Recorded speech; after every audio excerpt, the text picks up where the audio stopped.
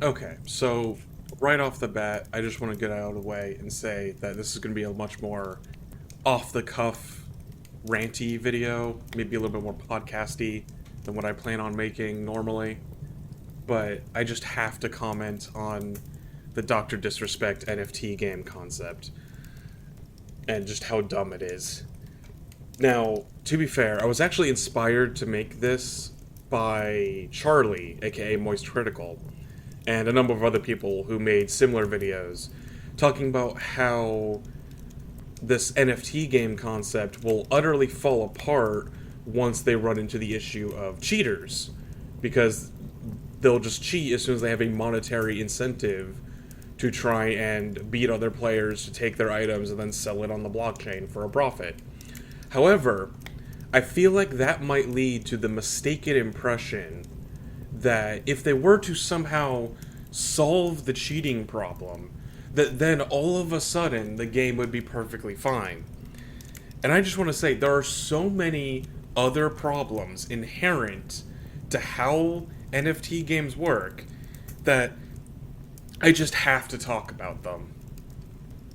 So just to establish like a baseline, from what I understand, the way that the game that he's describing works is that he's making an extraction type shooter, like Escape from Tarkov or Dark and Darker and whatnot, where it's kind of like a battle royale, but the loot that you get, and if you escape with it, you get to bring into future runs, and thus you can theoretically keep getting stronger and stronger.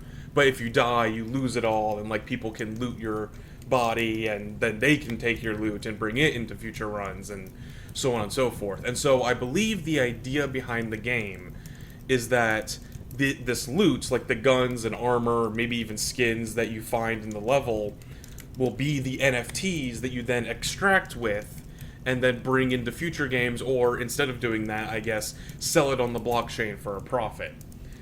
Now, the first point I want to make against this is that he talks about how the game will supposedly not be pay to win. But if you think about this concept for more than 2 seconds, I mean, so if you're able to take guns and armor and then extract with it, turn it into an NFT, and then sell it to another player, well, what do you think the most valuable guns and armor and whatnot will be? It'll be the best guns and armor.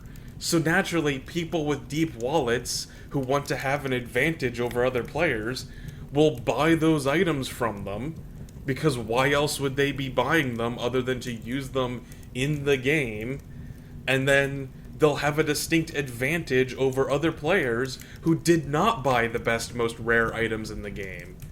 It's so blatantly pay to win as a fundamental concept that just the idea that he even tries to claim that it's not going to be pay to win is hilarious to me.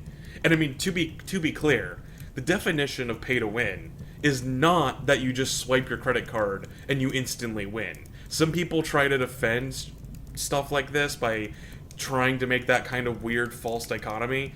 In reality, pay to win just means that if you're able to swipe your credit card and get any kind of actual gameplay affecting advantage, like say I swipe my credit card and I get plus 5% damage in all my guns, just as an example, that doesn't necessarily mean I'm going to win every single engagement. But when I'm fighting anybody who hasn't used their credit card on the game, and I'm doing 5% more damage than them, then that means that I am effectively, I have way higher chance of winning. Even if it's not that big of a chance, it's still an increased chance of winning compared to other people who don't spend money. That's what pay to win is. And there's plenty of other people that go way more into this topic, like Josh Strife Hayes and whatnot, but my god. So yeah, the game is blatantly pay to win, for one. Just as the first point. Then of course, the other thing that he talks about is this idea that like, oh, imagine how much tension you'll get when you find that super mega ultra rare $100,000 item, and then you have to try and extract with it, or maybe you kill somebody who had it, and then you get to take it from them, and then that person has to try and extract with it, and think of how much fun it'll be for not only the spectators, but the players and whatnot. But like, every single crypto bro that always talks about this kind of stuff in these games that have NFTs in them, they always act as if people will be finding these mega ultra rare items on a daily basis. But that's just not how buying and selling things work. Like, just to give you some basic economy 101, because apparently people like DrDisrespect need it, a basic economy works on a concept you might have heard before called supply and demand. Now, an item like this will only have a high demand if it's, say, strong. So, like I was saying with the pay-to-win aspect, it'll probably only be the best items in the game that have a high value, though skins may play another factor into that. But regardless of why the item might be desired, it'll still only be valuable if the supply is significantly lower than the demand. If you have the best shotgun in the game, and it's just something that you can find everywhere, it's not going to be worth very much, even if it's a super powerful item, because people can just play the game and get it for themselves. Like, why would I spend $100,000 buying it from another player when I could just play the game myself, get one, and then extract, and now I have my own shotgun? If it was that easy, then everybody would have it, and nobody would ever buy it. So, the only way that things will actually be worth a high amount of money is if they're extremely super rare. So, in effect, what he's actually talking about his game becoming is just a lottery, really. You pay by playing the game and spending your time, and presumably this somehow makes a profit for them. And then eventually, maybe if you're lucky, you find a super ultra rare item, and then at that point, I guess it kind of becomes a little bit more skill based as you try to extract with it. But at the same time, somebody who just kills you randomly can go, oh, that person had a super rare item, now I get it, and then that person just gets to be the super lucky one, except for they probably have better gear, and so on, which again ties back into the pay to win aspect. And so what I'm trying to get at here is that, like, the items will only have value if they're exceedingly hard to find. And the only way they're going to be hard to find is if they're just really low random drop rates, which means that it's just going to be a matter of playing the game and hoping for the best, and 99% of players will never see anything super rare like this. Also, just as a side note, how is this game actually supposed to make any money? Like, I don't remember if you ever actually said it's going to be free to play, but even if it's not, there's still going to be the ongoing costs of maintaining the servers that the game runs on, and on top of that, you have to cover all the fees for minting all these NFTs that you're supposedly going to be including. And on top of that, because the NFTs are going to be traded via a third-party market on the blockchain, he can't really tax that like, say, an MMO would on player versus player trades, where like they shave a little bit off the top, and that's actually where they make a ton of their money, especially Valve with CSGO skins and the like. But they can't do that either, and he even specifically decries the idea of people buying skins like directly from the developers. So it would be horribly ironic if they included that as a feature as well. So like, so far, the game doesn't seem to have any real monetization structure beyond just creating these NFTs for people to sell to each other. So, like, I mean, they could easily just print whatever NFT is the most valuable and then sell it, and then make $100,000 basically for free. But, I mean, that's less than ethical for a number of reasons. So, yeah, it's just, the monetization scheme I don't feel is fully thought out here, but I guess we don't know that much about the game yet, so this is just kind of a random aside. Anyways, getting back on topic, one of the other biggest supporting concepts that crypto bros will try to claim about NFT-based games is this idea that, like, oh, what if you earn an NFT from this game, and then down the line, somebody else makes another game that can use that NFT, so that even if this game ends up dying, then you can still use your digital collectibles in that other game. And to give them credit, that would be a cool idea if any developer had literally any reason to ever implement it. You ever notice how every time these NFT projects always talk about this concept, they always seem to talk about it from the perspective of them making the NFTs and then it's another game that has to implement it rather than them being the ones to implement the NFTs from another game?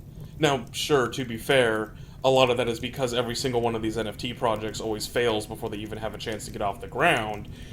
But they never even seem to field the idea of implementing these NFTs from other games that might exist in the future. Like, what if a game comes out 3 years down the line, and then they implement the NFTs from that game? Like, they never seem to bring up that as an idea. It's almost like there's a reason for that. Well, if you ever actually think about how these NFTs would be implemented into games in the real world, over here in Realityville, it turns out it's actually a lot more complicated than just saying, oh, what if my NFT will work in a different game? You see, NFTs are just basically IDs that are stored on the blockchain that just say who owns what ID, and then it's up to the game to read those IDs and interpret them into actual data in the game. It doesn't actually store, like, the model of a gun and its stats and whatnot. You could maybe make an NFT that kind of does that, but it would still take work to actually implement that gun into the other game. And so, as a result, if I were, say, a developer making an NFT game, and there was already an NFT game like DrDisrespect's that exists, and I'm like, okay, I want to implement the guns from that game into my game.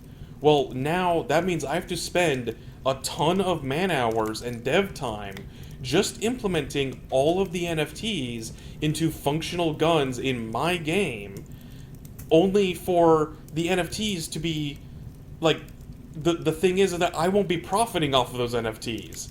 Like, the NFTs will be made in a different game, and presumably whatever monetization scheme they end up using in DrDisrespect's game, they'll be making money off of it whenever they're minting that NFT and giving it to the player in some way, shape, or form.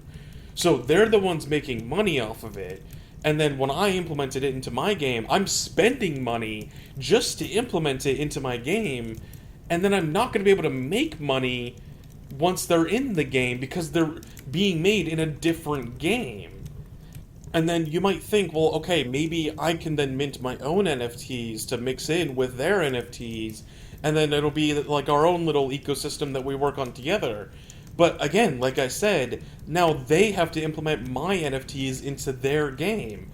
And you might think, oh, well, maybe they'll just be altruistic and all these companies will work together and make all their NFTs compatible with each other. But again, think about how this would play out in the real world. So, let's say that there's some golden pistol in DrDisrespect's game, and it's worth $100,000. And then I make it so that you can use that pistol in my game. But then I can also print NFTs that they can use. Well, wouldn't I then have the largest incentive possible to just do something like, oh, I don't know, take that golden pistol and then just make it so that it drops super commonly in my game, and then all of a sudden, now people will flock to my game because now it has 10 times the drop chance, and so everybody's going to be flocking to it so that they can try to sell it, and then that inevitably tanks the value of the drops from his game, so that people will now be playing my game, because now my game will have the more valuable drops, because I'll release the platinum pistol, and then that pistol will be worth $100,000. And then, but then, what if DrDisrespect sees that and goes, oh, okay, well then I'm just gonna make it so that the platinum pistol is a super common drop in my game, and then I'll release the diamond, and you can just see how this devolves into a rat race of constantly invalidating other people's rare items while trying to make your own items the rarest. So, like, there's literally no incentive to let other people into your ecosystem as a competitor, because what'll just inevitably happen is they'll just ruin each other's economy, and then nothing will have any value whatsoever, which, to be fair, didn't really have any in the first place.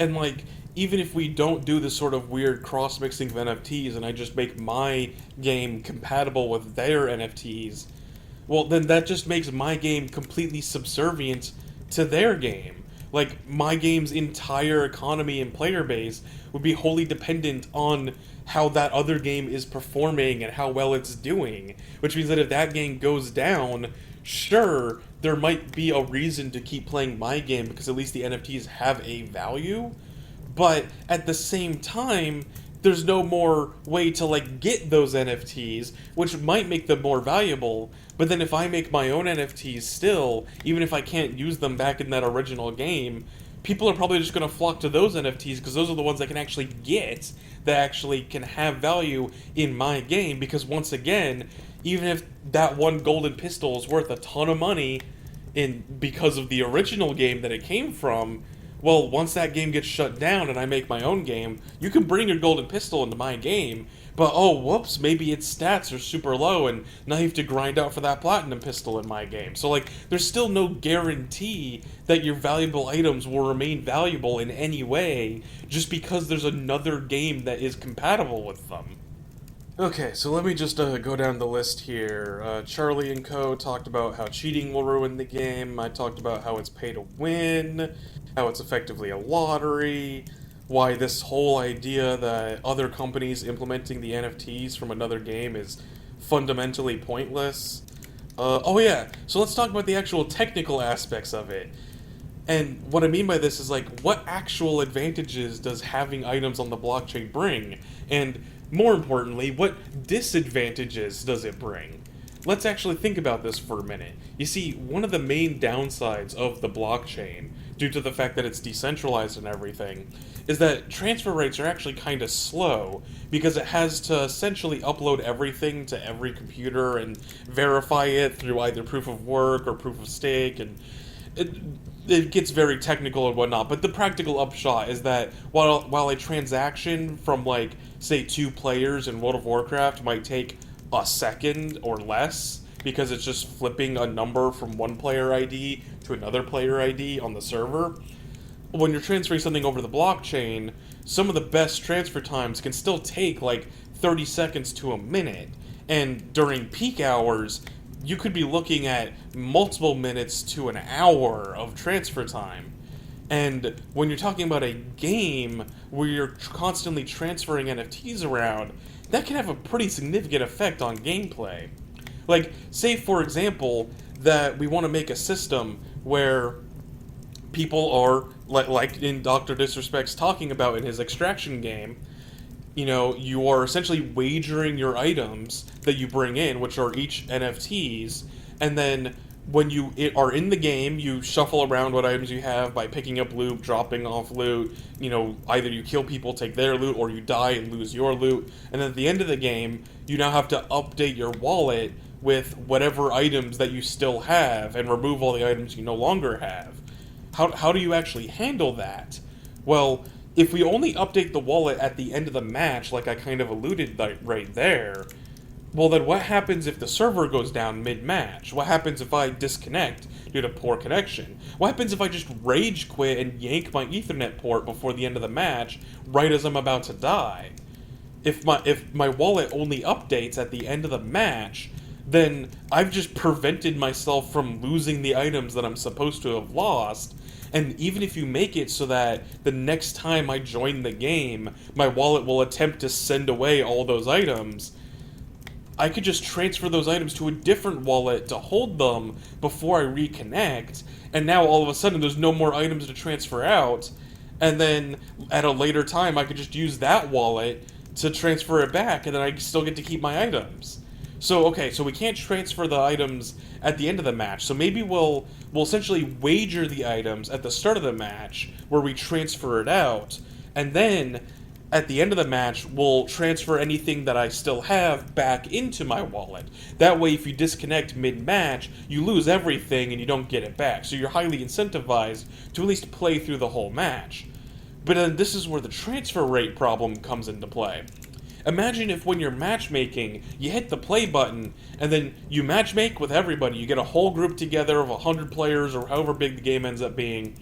But then now everybody needs to transfer all their NFTs into the game servers to hold them for them.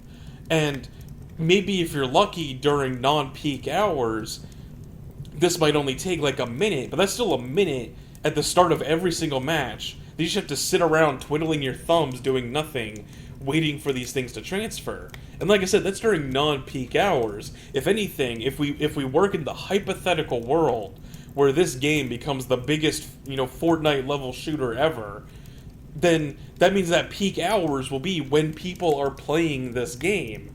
And the more people that are transferring things at the same time, the longer that the transfers are going to take. And like I said, these transfers can take upwards of half an hour. Imagine if, you're hitting the play button, and then you matchmake, and then now you have to wait 30 minutes just for everybody's NFTs to transfer into a holding server, so that way they can't cheat and, try to quit the game or something to keep all their items. And then you have to wait another 30 minutes at the end of the match to get your items back. So if you want to carry an item that you just got in that match into your next game, you're going to have to wait an entire hour, because first you got to wait 30 minutes for it to come back, then you got to wait another 30 minutes for it to transfer back over to the server for the next match. Okay, but I have a solution for how this could work.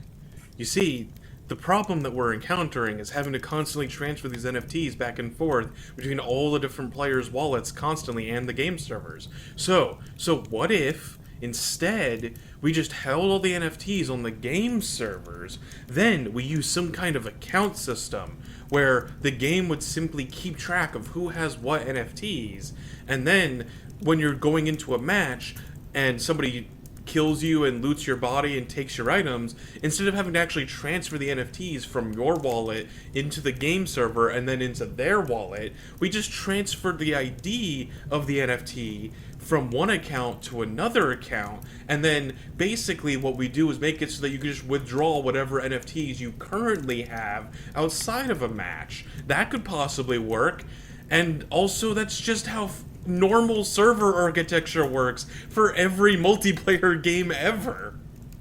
So essentially, at the end of the day, we've gained almost nothing from actually including the NFT and blockchain technology in this game, apart from the ability to withdraw those NFTs and trade them with other players.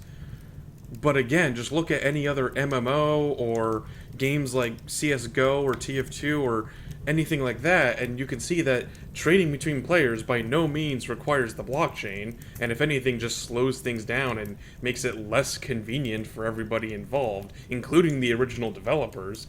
And then on top of that, there's just no other use for the NFTs, as I've already gone into lengthy discussion showing how there will never be another use outside of that game for the NFTs. So, including this blockchain technology has given us a grand total of 0 advantages and nothing but massive disadvantages to both the user base and the developers in almost every way.